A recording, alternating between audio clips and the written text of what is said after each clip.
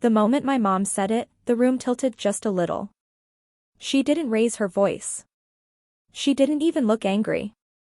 She leaned back in her chair, smirked across the dinner table, and said it like a casual observation she'd been holding onto for years. "You'll never be as good as your brother." For half a second, there was silence. Then everyone laughed. Not loud laughter. Not cruel laughter. The kind that lands worse because it sounds easy. Comfortable. Like the punchline was obvious and I was late to get it. My aunt shook her head, smiling into her wine. My dad let out a soft chuckle and went back to his plate. My brother didn't say anything at all. He just grinned and took another bite, like this was the kind of praise that didn't need words. I sat there with my fork halfway to my mouth, feeling something inside me go still. My name is Emma. I'm 29. And I've been sitting at this table my whole life, learning when to stay quiet. I forced my hand to finish the motion, set the fork down, and looked at my mom. Diane. Perfect hair, perfect posture, perfect timing. She had already moved on, reaching for the serving bowl like the sentence had evaporated the moment it left her mouth. I waited. Maybe someone would soften it. Maybe someone would notice my face. No one did. That was when I pushed my chair back. The legs scraped against the hardwood, louder than I meant them to be. Everyone looked up, surprised, like I knocked over a glass instead of standing up for the first time in years. My heart was pounding so hard I could feel it in my throat, but my voice came out calm. Too calm. "Okay," I said. "Then tell him to cover everything from now on." My mom blinked. "I'm done sending money." The air in the room changed instantly. My dad's hand froze mid-reach. My aunt's smile disappeared. My brother finally looked at me, his eyebrows pulling together like he was trying to solve a math problem he'd never had to learn. My mom laughed once. A sharp, confused sound. "What money, Emma?" she said. "We've never received a single dollar from you." She said it easily. Confidently. Like she was correcting a child who had misunderstood something simple. For a split second, I almost believed her. Then every late-night transfer hit me all at once. Every emergency text. Every "we'll pay you back when things settle." Every month I told myself I'd stop after this one. I work with numbers for a living. Spreadsheets, reports, audits. I know exactly where money goes because that's my job. And in that moment, I realized this wasn't forgetfulness. This was erasure. I didn't raise my voice. I didn't argue. I just nodded slowly and said, "Okay." My mom's eyes narrowed. She didn't like that. She liked tears. She liked apologies. She liked control. "Okay," she repeated. "Okay," I said again. "If that's what you want to say, then I guess I'll have to show you." Silence fell over the table. My brother shifted in his seat. My dad cleared his throat. My aunt stared down at her plate like she had suddenly lost her appetite. I stood there for a moment longer, then reached for my coat.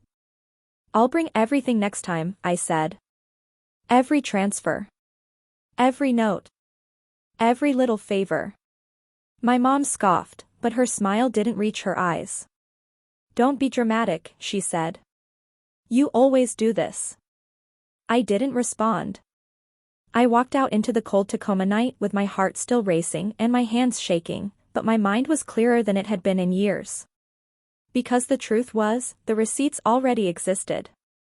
And once they hit the table, nothing in this family was going to sound like a joke ever again. By the time I reached my car, the shaking had settled into something heavier. Not anger. Not sadness. Just the familiar weight of responsibility pressing down, the kind I'd carried so long it felt strange to notice it at all. I sat there for a minute with the engine off, watching the warm yellow light spill from the dining room window. Through the glass, I could see them already moving on. Plates being cleared. Someone pouring more wine. My absence barely registered. That was how it had always been. In our family, roles were assigned early and never revisited. Brandon was the bright spot. The one with potential. The one you invested in because someday it would all pay off. I was the steady one. The one who didn't need much. The one who would figure it out. The responsible one, my mom liked to say, like it was a compliment. I drove back up I-5 towards Seattle that night with the radio off, replaying the words in my head. You'll never be as good as your brother. Not because I wanted to argue with them, but because I finally understood what they meant. It wasn't about talent. Or effort. Or outcomes. It was about usefulness. I'd been useful for a long time. The first time it happened, it didn't feel like a pattern. My dad had called me late one evening, his voice low and careful, like he was asking for a favor he didn't expect me to grant. Just a short-term thing, he said. We're a little behind on the electric bill. Your mom's stressed. I hate to ask. I was 23. Fresh out of school. Still learning how to stretch a paycheck. I remember standing in my tiny kitchen, laptop open, looking at my bank balance and doing the math in my head. I told him it was fine. I didn't tell him it meant I'd skip visiting friends that weekend. Or that I'd push off buying a winter coat I actually needed.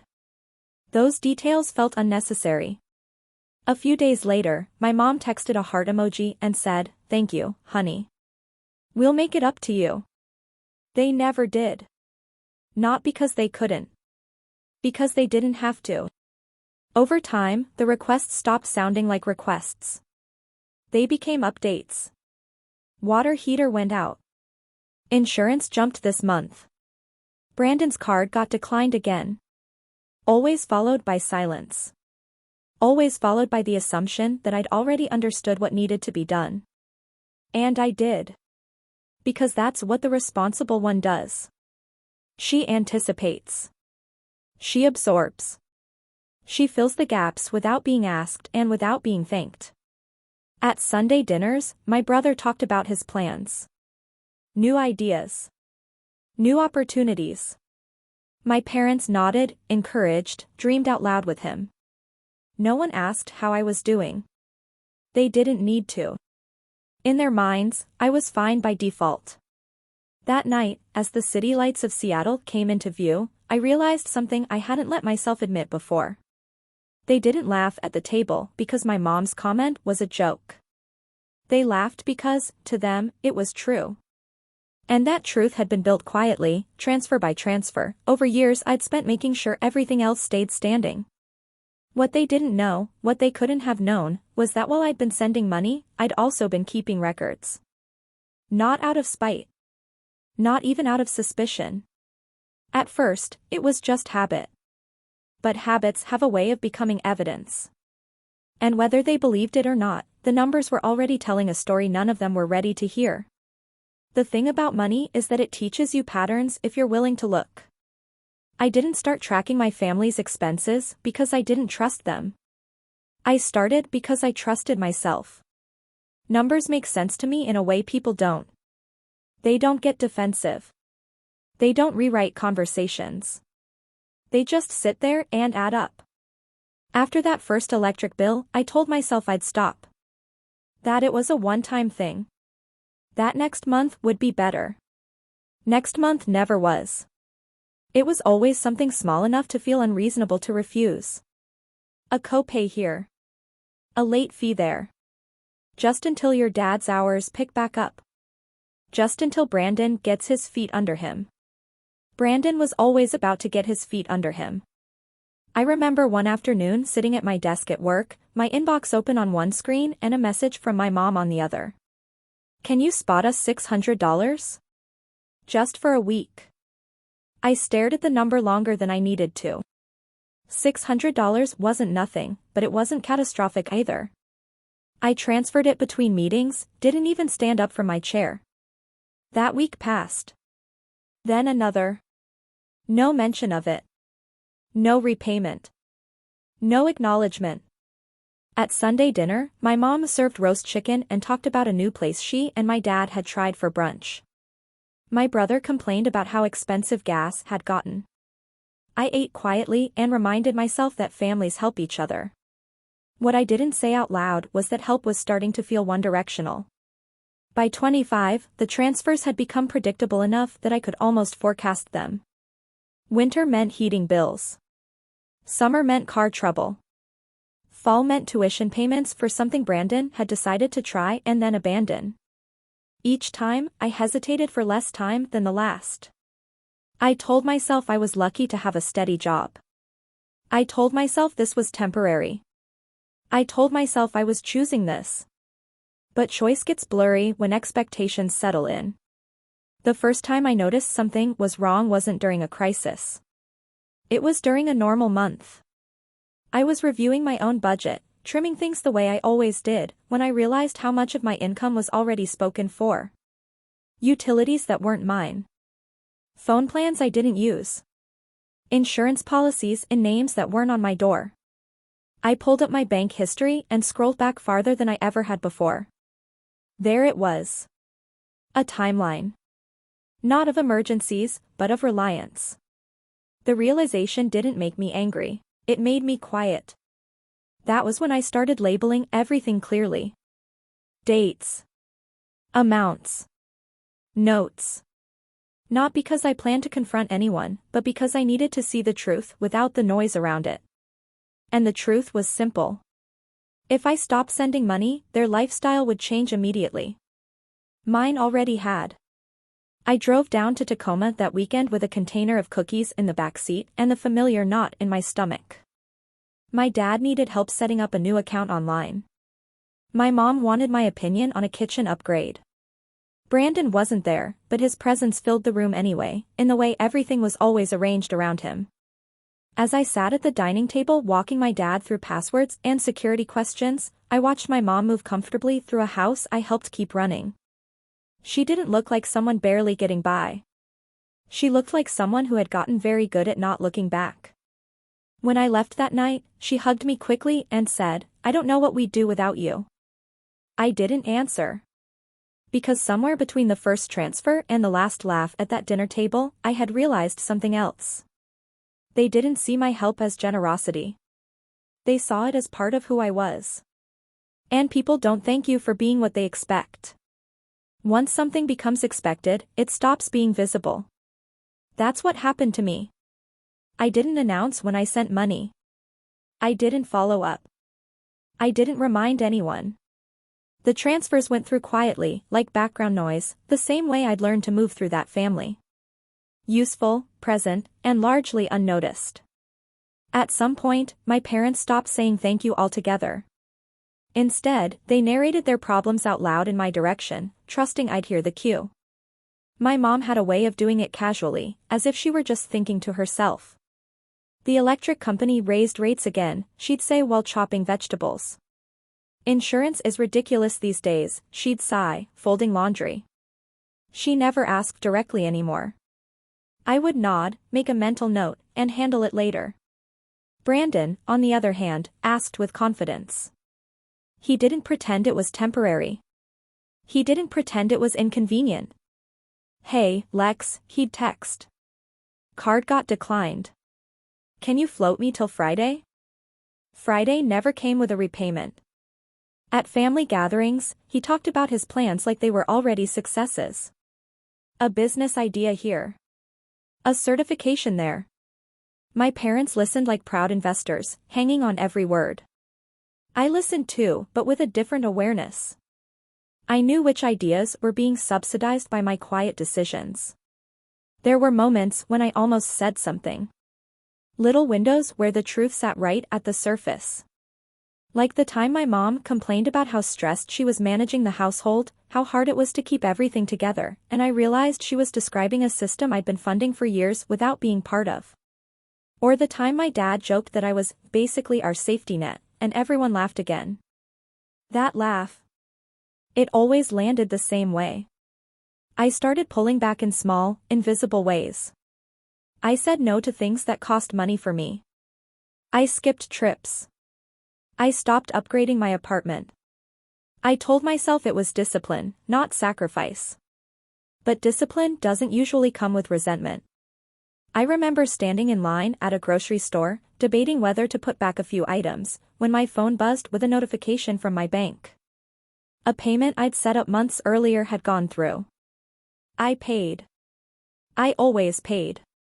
And in return, I got to sit at that dinner table and be told I would never measure up. That night in Tacoma, as I drove home, I replayed the laughter again. The ease of it. The way my contribution vanished the moment it wasn't convenient to acknowledge. That was when I understood something that felt both obvious and devastating. They weren't denying my help because they forgot it. They were denying it because remembering it would force them to see me differently. And that didn't fit the story they liked to tell. I pulled into my garage in Seattle and sat in the dark with the engine running, hands resting on the steering wheel. I thought about the folders on my laptop. The labeled files. The months and years neatly organized. I hadn't created them for revenge. But I also hadn't created them for nothing. For the first time, I allowed myself to imagine what would happen if the story changed. If the responsible one stopped being invisible. If the numbers spoke instead of me. And I realized, with a calm that surprised me, that the next time we sat around that table, I wouldn't be guessing where I stood. They would. The problem with being the responsible one is that people assume you'll always absorb the impact. If something breaks, you'll fix it. If someone fails, you'll compensate. And if the truth threatens the balance, you'll stay quiet so everyone else can remain comfortable. Brandon had perfected that comfort. He talked about work the way people talk about weather, always changing, never his fault. One month he was between opportunities. The next, he was laying groundwork. My parents repeated his phrases like talking points, nodding along as if intention counted the same as results. Results were my department. I could tell you exactly how much his lifestyle cost. The late fees. The overdrafts. The subscriptions he forgot to cancel. None of it showed up on his face when he walked into the room. He had confidence. He had charm. And most importantly, he had protection. At one dinner, my mom proudly announced that she and my dad were thinking of helping Brandon get a newer car. Something reliable. Something that would have set him up. I did the math in my head without meaning to. I knew what they made. I knew what they owed. And I knew where the difference would come from. Good for him, I said, and took another bite. Later that night, my dad pulled me aside in the kitchen. Your mom's been stressed, he said quietly. If you could just keep things steady a little longer. He didn't finish the sentence. He didn't have to. That was the thing about my family. They had learned how to lean without acknowledging the weight. The illusion of Brandon worked because everyone participated in it. My parents got to feel proud. Brandon got to feel successful. And I got to make it possible. But illusions are fragile. All it takes is one missing piece for the whole thing to collapse. The night of the dinner, after I got home, I opened my laptop and did something I'd never done before. I sorted everything. Not just by date or amount, but by reason. Utilities. Medical. Credit cards. Rent. Short-term help. Emergency. Just this once. The categories multiplied faster than I expected. By the time I finished, it was after midnight, and the total sat there on the screen, unblinking. It wasn't just money. It was time. Options. Flexibility. Years of my life I'd shaped around making sure someone else didn't have to. I closed the laptop without saving the file and went to bed, but I didn't sleep. Because once you see the full picture, you can't unsee it. And the next morning, when my mom texted me a photo of a new jacket Brandon had bought, he finally treated himself, something inside me hardened. Not into anger. Into resolve. They had built a story where he was the success and I was the support. But stories can be edited. And whether they liked it or not, the numbers were about to become part of the conversation. Just not yet. Not until the moment was right. I didn't confront them right away. That surprised even me. For weeks after that dinner, everything continued exactly as it always had. The same calls. The same updates disguised as conversation. The same quiet expectation that I would step in before anything actually fell apart. And I did. At least on the surface. What changed was what I did after.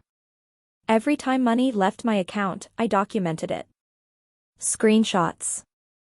Bank confirmations. Notes pulled from old messages. I matched dates with conversations, amounts with excuses. It wasn't obsessive. It was methodical. I told myself I was just being responsible. The same word that had followed me my whole life. But this time, responsibility felt different. It wasn't about protecting them. It was about grounding myself in reality. Because gaslighting doesn't start with shouting. It starts with small erasures. You offered. You didn't have to. We never asked. Those phrases began to show up more often. Slipped casually into conversation. Said with a laugh, or a shrug, or a tone that implied I was being dramatic for even remembering. The first time my mom said, "You always exaggerate," something clicked. I wasn't exaggerating.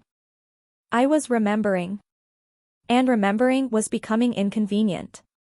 I started noticing how carefully my mom avoided specifics. How my dad deferred to her when money came up. How Brandon stopped acknowledging help altogether, as if pretending it didn't exist made it less real. One afternoon, my dad called and asked if I could just check something online for him. I logged into the account he mentioned and saw my own name listed as a backup contact. Not because they couldn't change it. Because they didn't want to. That night, I added another folder. Family. Inside it, I placed everything. Not to threaten. Not to expose. Just to have it. There's a strange calm that comes with knowing you're no longer confused. That the shifting stories don't affect you the same way because you have something solid to hold on to. I still showed up to dinners. I still brought food. I still listened. But I stopped explaining myself. And slowly, without realizing it, my silence started to bother them. My mom asked if everything was okay. My dad checked in more often. Brandon made jokes about me being mysterious. They felt the shift before they understood it. Because when someone stops being pliable, the system that depended on it starts to wobble. The dinner where my mom finally said it out loud, the one where she smirked and compared me to my brother, wasn't spontaneous. It was pressure. A way to push me back into place. What she didn't know was that I had already stepped out of it. And when she denied the money in front of everyone, she didn't just insult me. She triggered something irreversible, because the moment someone confidently lies about your sacrifice, they are daring you to prove it. And I was done protecting a version of reality that only worked if I stayed invisible. After that dinner, I didn't sleep much. Not because I was upset, but because my mind kept replaying the moment my mom said it, "What money?" with that calm certainty that suggested she truly believed she could rewrite years of my life with a single sentence. That was when I understood something important. This wasn't a misunderstanding waiting to be cleared up. It was a strategy. If they could deny it long enough, confidently enough, then maybe I would doubt myself. Maybe I'd back down. Maybe I'd apologize for bringing it up at all. I didn't. Instead, I went deeper. The next weekend, I sat at my kitchen table in Seattle with my laptop open and my printer humming beside me. Page after page slid out, warm to the touch. Bank statements. Transfer confirmations. Notes I'd added over the years without thinking much of them at the time. Electric bill, Dad stressed. Brandon overdraft, promised Friday. Insurance shortfall, Mom asked casually. Seeing it all in physical form did something numbers on a screen never had. It made it real. I stacked the pages neatly, squared the edges, and slipped them into a simple folder. No labels. No dramatic headings. Just paper. I didn't feel triumphant. I felt steady. Over the next few weeks, I noticed how carefully my family avoided the subject of money around me. My mom talked about stress without specifics. My dad asked general questions about work. Brandon barely looked at me. It was like they sensed there was something unsaid hanging in the air, and they were hoping silence would dissolve it. It didn't. One Sunday, my mom texted and asked if I was coming down for dinner. "Everyone will be there," she added. I stared at the message longer than necessary. Then I replied, "Yes." I packed the folder and set it by the door. The drive to Tacoma felt different this time. Quieter. Not because I was nervous, but because I wasn't rehearsing anything in my head. There was nothing to argue. Nothing to prove emotionally. The truth was already organized. When I walked into the house, the smell of food hit me first. Familiar. Comforting. The same setting that had hosted so many small erasures over the years. My mom greeted me with a smile that didn't quite land. My dad asked about traffic. Brandon was already seated, scrolling on his phone. I placed the folder on the counter next to the cookies I'd brought and took my seat. No one noticed it at first. Dinner started like any other. Small talk. Updates. Laughter that felt just a little forced. And then my mom glanced at the folder. "What's that?" she asked. "Nothing," I said calmly. "Just something I brought." She frowned, but let it go. For now. I watched them eat. Watched the way my dad avoided my eyes. Watched Brandon joke about a trip he was planning. And I realized something that made my chest tighten, not with anger, but clarity. They had no idea how close they were to losing the version of me that made all of this possible. They thought this was just another dinner. They thought the story was still theirs to tell. They were wrong. Because the next time my mom tried to laugh it off, the table was going to go very quiet. And this time, I wasn't going to fill the silence for them. Dinner stretched on longer than usual. Not because anyone was especially talkative, but because everyone seemed to be waiting for something to happen. I could feel it in the way my mom kept glancing toward the counter.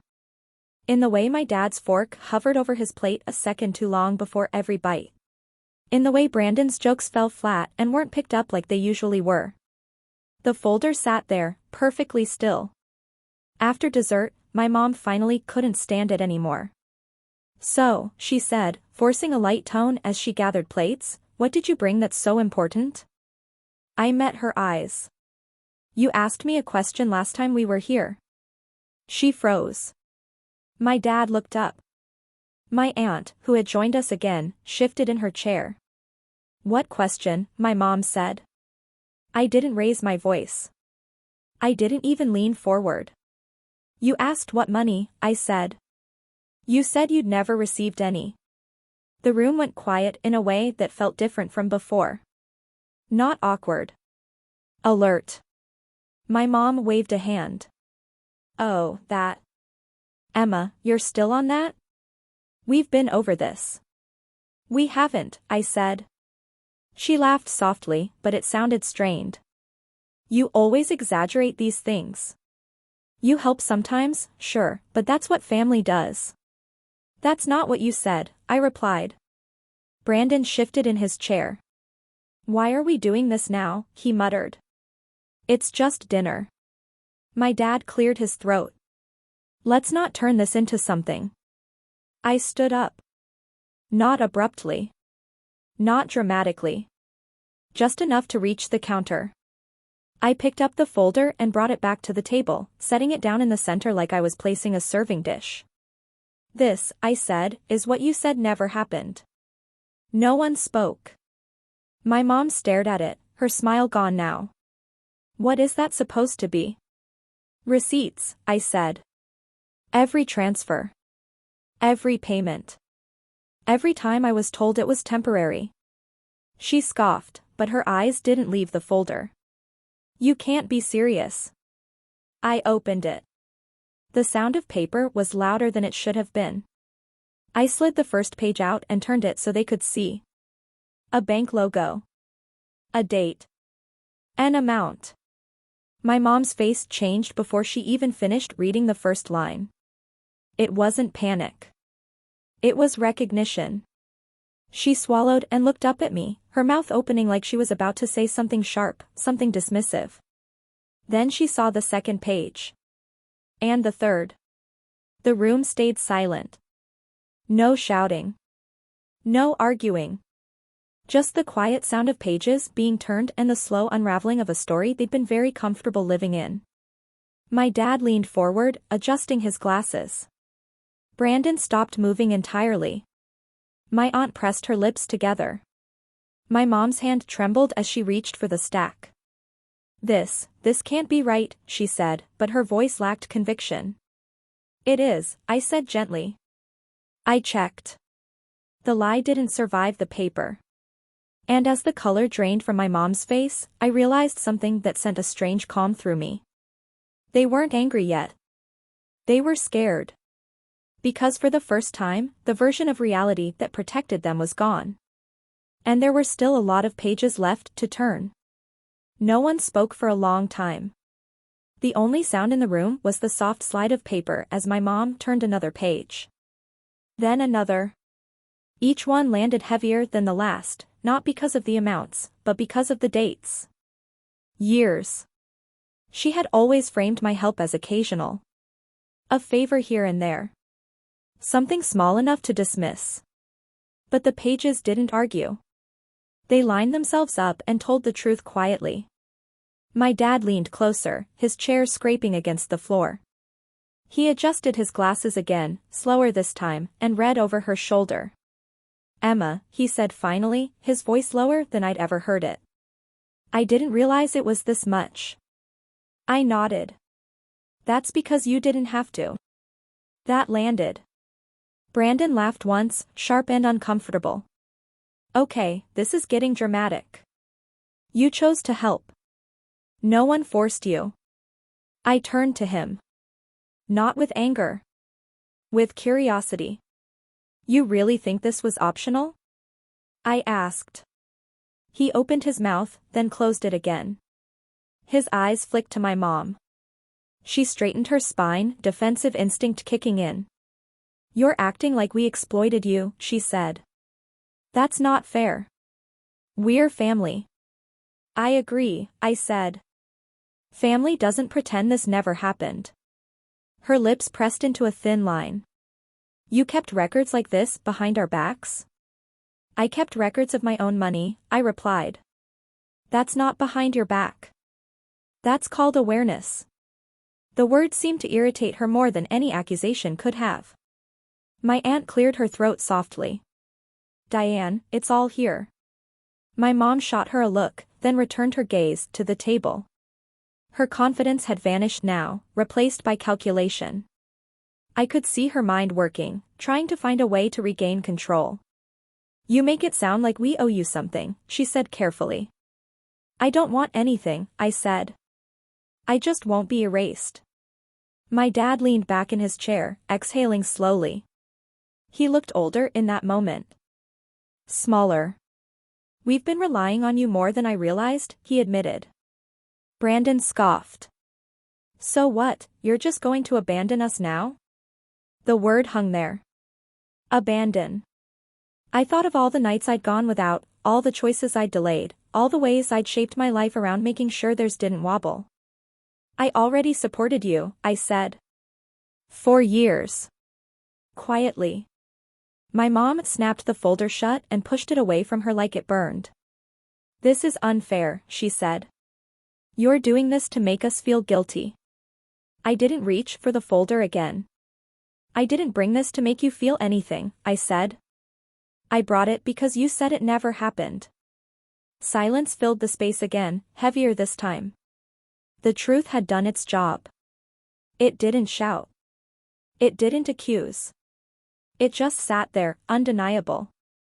And in that stillness, I felt the balance of power shift, not with a bang, but with a slow, irreversible slide. Because once the lie collapsed, there was no way to rebuild it. And they all knew it. The fallout didn't come all at once. That surprised me. I'd always imagined this moment would be loud. Voices raised. Accusations flying. Someone storming out. That's how conflict looks in movies. That's how people expect it to feel when a truth finally lands. But this was quieter. More uncomfortable.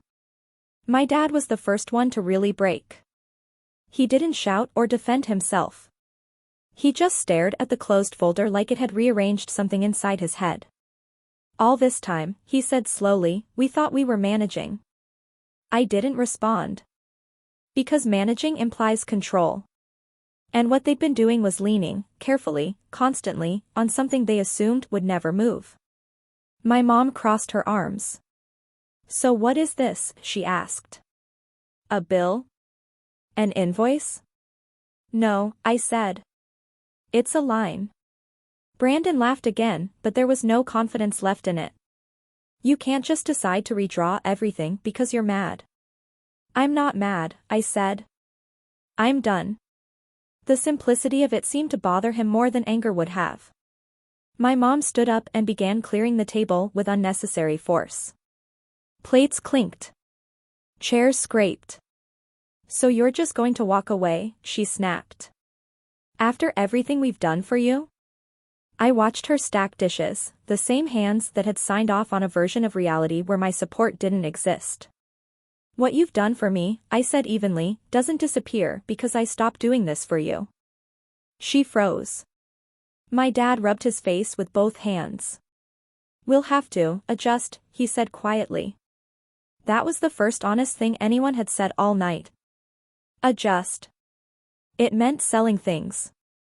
It meant budgeting. It meant telling Brandon no. It meant discomfort they had avoided for years because I absorbed it for them. Brandon shook his head. "This is ridiculous.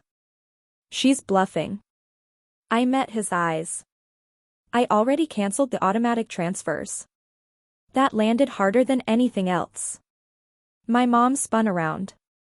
"You did what?" "I canceled them," I repeated. "Weeks ago." The room felt suddenly smaller. "You had no right," she said. "It's my account," I replied. My dad looked at me then, really looked at me, and something in his expression shifted. "When does this start?" he asked. "It already has," I said. "No ultimatums. No threats. Just facts." I picked up my coat and slid my arms into it, the movement calm, almost gentle. "I love you," I said, because it was still true. "But I'm not going to disappear so things can stay comfortable." No one tried to stop me when I walked out. Outside, the night air was cold and clean. I stood on the porch for a moment, listening to the muffled sounds of movement inside. Not shouting. Not crying. Just the sound of people realizing something essential was gone. As I drove away, I didn't feel victorious. I felt light. Because the system that depended on my silence had finally been forced to stand on its own. And whether it held or collapsed, it would no longer be my job to keep it upright. The next morning was strange in the quietest way. No angry texts. No missed calls. No long paragraphs trying to explain what I'd misunderstood. Just nothing. For years, silence from my family meant punishment. It meant I'd done something wrong and they were waiting for me to come back apologizing, smoothing things over, offering help before anyone had to ask. This silence was different. This silence was uncertainty. By noon, my phone buzzed. A message from my dad. "Can we talk later? Just you and me." I stared at it for a long moment before replying. "We can talk. I'm not changing my decision." 3 dots appeared. Disappeared. Appeared again.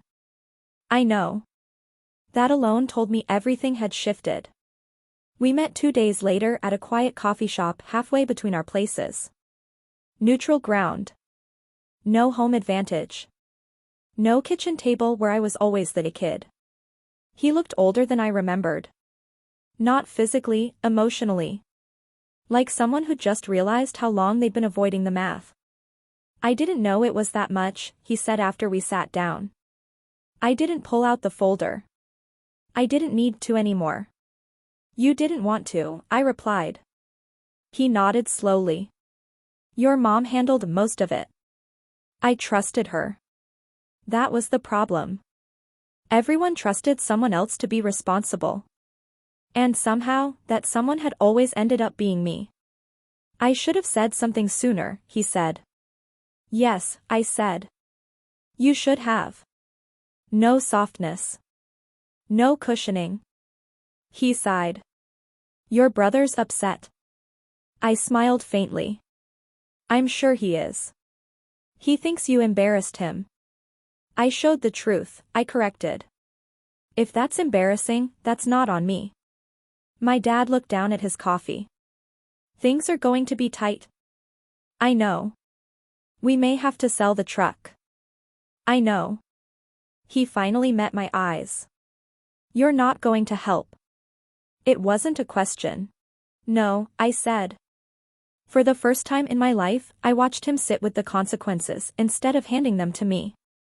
When we stood to leave, he hesitated. I am sorry, he said quietly. For not seeing it sooner. It wasn't everything I deserved. But it was real. My mom didn't reach out for weeks. When she finally did, it was a single text. I hope you're happy. I didn't respond. Because happiness was never the goal. Freedom was. Weeks passed. Then months.